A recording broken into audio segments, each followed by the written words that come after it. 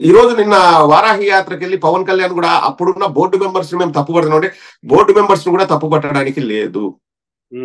Board members లో అయితే ఇప్పుడు నీ పార్టీలో చేరిన సామినేని ఉదయభాన్ ఉన్నాడు బోర్డు మెంబర్. అప్పుడు అవును తెలుసు, ఇద్దరు కూర్చొని ప్రెస్ మీట్ పెట్టి ఇప్పుడు నీ పార్టీయే కదా, ఇప్పుడు జనసేననే కదా, అతనికి సంఖ్యలు వేసి బొట్లు సున్నం బొట్లు పెట్టి గాడి మీద ఊరేగించు తప్పు చేసింటే. ప్రశ్నించబ్బా, నీ పార్టీలో ఉన్నాడు కదా, పిలిచి కూర్చొని ప్రెస్ మీట్ పెట్టు. నువ్వేమన్నా ఇన్వాల్వ్ అయినావా సామినేని ఉదయభాను, అప్పుడు ఏమన్నా నువ్వు సంతకం చేసినావా అని అడుగు. పోనీ నువ్వు ఆ డిపార్ట్మెంట్ ప్రొక్యూర్మెంట్ టీమ్ కి ఓవర్ హెడ్ ఉండకపోవచ్చు, నువ్వు అంటే హెడ్ ఉండకపోవచ్చు, ఎవరైనా ఉంటారు కదా, వాళ్ళు చేసినారు అడుగు, కనుక్కో. How simple is that. ఇప్పుడు బయటకు వచ్చి మొరగక ముందే ఇవన్నీ చేసిండొచ్చు. 8వ తేదీ పర్మిషన్ ఇచ్చి 20వ తేదీ లెటర్ పోయింది ఏఆర్ డైరీ వాళ్ళకి, మీరు 12 జూన్ నుంచి సప్లై చేయండి అని. 4 ట్యాంకర్లు జూలై 6 వరకు సప్లై చేస్తే వాటితో లడ్డు చేశారు. జూలై 6 తర్వాత ప్రాథమికంగా వాళ్ళు అక్కడ టెస్టులు చేసినప్పుడు ఇందులో కల్తీ ఉందనిపిస్తుందని వెనక్కి పంపించారు. ఆ టెస్టులనే అంటే వాళ్ళు తీసుకున్న శాంపిల్స్ నే ఎన్డీడీపీఓలకు పంపించారు. ఇప్పుడు ఇక్కడ చంద్రబాబు నాయుడు క్లియర్ గా ఒక మాట అంటాడు, అసలు టెస్ట్ చేసే పరికరాలు తిరుమలలో లేవు అంటే ఓకే ఫైన్, అది కూడా జగన్మోహన్ రెడ్డి గారు తప్పనట్లే అనుకుందాంలే. ఒక ఎగ్జాంపుల్ చెప్తున్నాను. జూలై 23వ తేదీ శాంపిల్స్ లో ఏదో ఉండొచ్చు, జంతు కొవ్వు ఉండొచ్చు అని డౌట్ వచ్చింది కదా. జూలై 23 నుంచి సెప్టెంబర్ 18 వరకు ప్రతి ట్యాంకర్ ని ఎక్కడ టెస్ట్ చేయించారు? ఇంకా అప్రమత్తంగా ఉండాలి కదా, ఇంకా అప్రమత్తంగా ఉండాలి. ఎక్కడ టెస్ట్ చేయించారు? మరి తిరుమలలో టెస్ట్ ఫెసిలిటీస్ లేవు చంద్రబాబు ప్రకారం, మరి ఎక్కడ చేయించారు? అంతే కదా. మరి ప్రతి ట్యాంకరు ఎన్డీడీబీ దగ్గర టెస్ట్ చేయించారా? మీ దగ్గర రిపోర్ట్లు ఉన్నాయా? టెస్ట్ చేయించిన తర్వాతనే మీరు ఆ నెయ్యిని వాడారా లడ్డూలోకి? జూలై 23 నుంచి సెప్టెంబర్ 18 వరకు. ఇవన్నీ కూడా అండి, ఇవి నేను వైఎస్ఆర్ కాంగ్రెస్ పార్టీ తరఫున మాట్లాడడము లేకపోతే ఇంకొకటి తెలుగుదేశము జనసేన తరఫున మాట్లాడడం కాదు, ఒక హిందూగా నేను అడుగుతున్నా. వీటన్నిటికీ ఇవి సింపుల్ క్వశ్చన్స్. ఇప్పుడు నేను అడిగినా, ఒక సుబ్బయ్య అడిగినా, ఒక ఎల్లయ్య అడిగినా, ఒక పుల్లయ్య అడిగినా, ఒక నరసింహరావు అడిగినా, ఒక శేషారెడ్డి అడిగినా, ఇంకొకటి అడిగినా, ఇది జనరల్ క్వశ్చన్. అంతేగా, జనరల్ క్వశ్చన్. ఇంకా దీన్ని మించి మనం ఆలోచించాల్సిన అవసరమే లేదు. ఒకవేళ రాజకీయాల కోసమే ఇవన్నీ చేస్తున్నారు. ఇప్పుడు ఒకటండి, చంద్రబాబు నాయుడు ఏమన్నాడు? నెయ్యికి బదులు జంతు నూనె వాడాడు అని చెప్పాడు. అంటే చంద్రబాబు నాయుడుకు తెలుసు, ఆధారాలు బయట పెట్టాలి కదా. అంతేగా. మరి సిట్ ఎందుకు? కాదు, మరి సిట్ ఎందుకు? మరి సిట్ ఎందుకు? ఇప్పుడు మనం మధ్యాహ్నం భోజనం చేసినాము, బాగా భోజనం తిన్నాం, ఫుల్ గా తిన్నాము, మళ్ళా వంటింట్లోకి పోతున్నాం. ఎందుకు అంటే వంట మొదలు పెట్టాలని.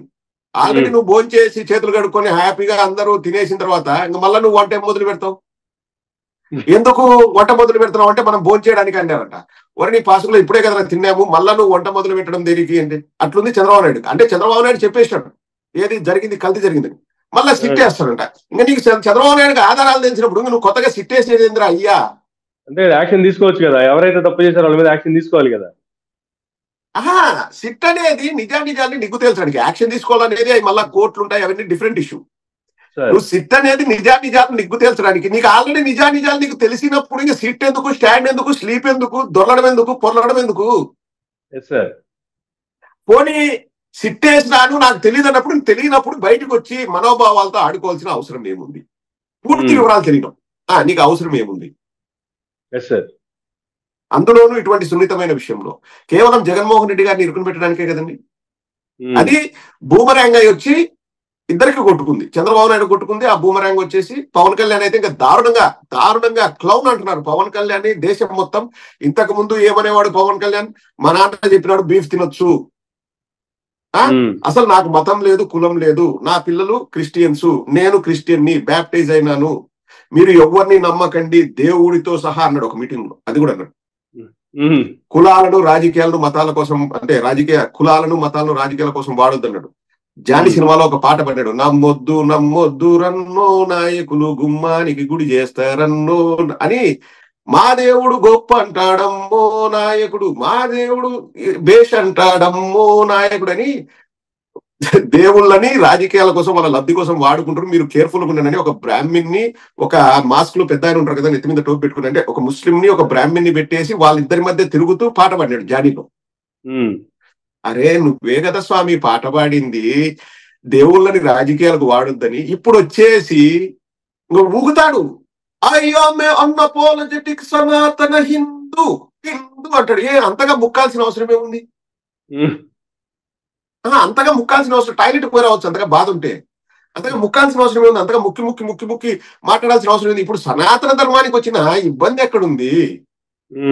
నేను ఒక్కటే ప్రశ్న అడుగుతున్నా.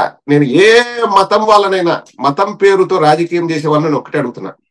నేను హిందువులు అనుకోండి, నేను బొట్టు పెట్టుకుంటా, ఎర్ర ఎర్ర డ్రెస్ వేసుకుంటా. ఆయన కూడా కొత్త రూల్ ఏమో, నెత్తికి రిబ్బన్ కూడా బ్యాండ్ కూడా పెట్టుకోలేము. అది కూడా సనాతన ధర్మంలో ఉందేమో నాకు తెలియదు, కానీ ఆ బ్యాండ్ కూడా పెట్టుకుంటా. రోజు ఇంట్లో కూర్చుంటా.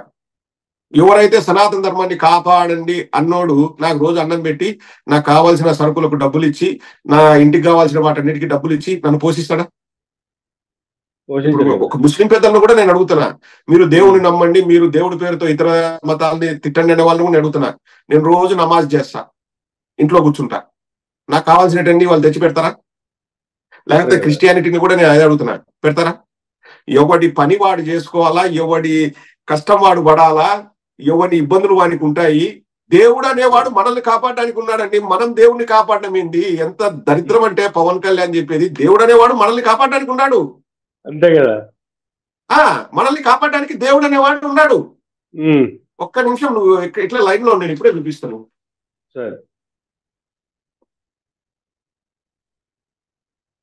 ఇదిగో భగవద్గీత. నేను నాకు ఇంగ్లీష్ వర్షన్ కూడా ఉంది, పైన ఉంది ఇంగ్లీష్ వర్షన్ ఉంది, తెలుగు వర్షన్ కూడా నేను భగవద్గీత చదువుతాను. ఓకే. నా కొడుకు పేరు అర్జున్, నా కొడుకు పేరు మార్కో పోలేన కాదు, నా కొడుకు పేరు అర్జున్. నేను భగవద్గీత చదువుతాను ఎంతో భక్తితో. నేను నా కొడుకు అర్జున్ అని కూడా ఎందుకు పేరు పెట్టానంటే, వాడు ఈ కంట్రీలో పెరిగిన వాడికి భారతదేశం గురించి, మన సంప్రదాయాల గురించి తెలియాలా. నాన్న నాకు ఎందుకు అర్జున్ అని పేరు పెట్టావంటే, భగవద్గీత చదువురా తెలుస్తుంది. శ్రీకృష్ణుడు అర్జునుడికి ఉపదేశించిందే భగవద్గీత, గీతా సారాంశము. నువ్వు చదువు, మన దేశంలోనే గొప్ప వారియర్ అర్జునుడు, అందుకు నీకు ఆ పేరు పెట్టాను. నేనేమి మళ్ళా ఈ పుట్టిన సమయము, తేదీ, వారాలు ఏవో ఉంటాయి కదా, నక్షత్రాలు, అక్షరాలు, అవి కూడా చూడలేదు. కొడుకు పుడితే అర్జున్ అని పెడదాం అనుకున్నా, పెట్టా. ఎందుకు? నాకు భక్తి. ఇప్పుడు మతం అనేది ఒక నమ్మకం, అది ప్రదర్శించడానికో లేకపోతే దాని వల్ల రాజకీయాలు చేయడానికో దానివల్ల ఇంకో చేయడానికో కాదు. అంతేగా. నేను ఎప్పుడు ఇన్ని వందల వేల వీడియోలు చేసిన, ఏ రోజు కూడా నేను మతం గురించి మాట్లాడలేదు, కులం గురించి మాట్లాడలేదు. ఎందుకంటే మతం అనేది మన నమ్మకం. ఏ మతం నుంచైనా మనం మంచిని తీసుకొని 10 మందికి సాయం చేస్తే మన హోలీ బుక్స్, మన పవిత్ర గ్రంథాలు రాసిన వారికి ఒక సంతోషం ఉంటుంది, దానికి ఒక సార్థకత ఉంటుంది. నేను దేవుడి పేరు చెప్పుకొని లఫంగా పనులు చేస్తా, రాజకీయంగా పబ్బం గడుపుకుంటా, లబ్ధి చేయకుండా నేను గొడవ పెట్టుకోవడానికి వచ్చినా అంటాడు పవన్ కళ్యాణ్. ఏంద్రా అయ్యా, నువ్వు ఎవరితో గొడవ పెట్టుకుంటావు? ఎవరితో గొడవ పెట్టుకుంటావు?